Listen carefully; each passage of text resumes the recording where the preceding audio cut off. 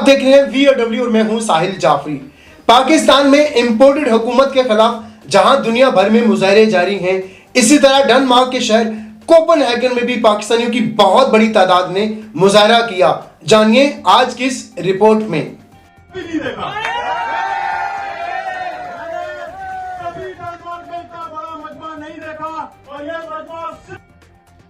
जहां पाकिस्तान भर में इंपोर्टेड हुकूमत के खिलाफ मुजाहरे जारी हैं, इसी तरह दुनिया भर में भी ये मुजाहरे जारी हैं।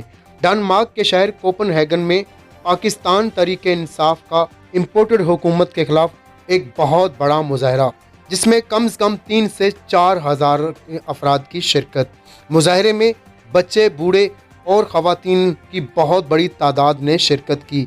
जवानों ने प्ले कार्ड उठा रखे थे जिस पर लिखा था कि हम इस हुकूमत को नहीं मानते, क्या हम भिखारी हैं, हम एक आज़ाद मुल्क के रहायशी हैं।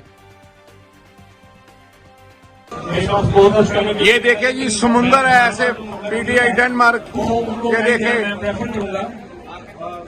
और मैं सबसे पहले बुलाना चाहता हूँ मिसिज सबा नवाज को, प्लीज तशरीफ लेके आए।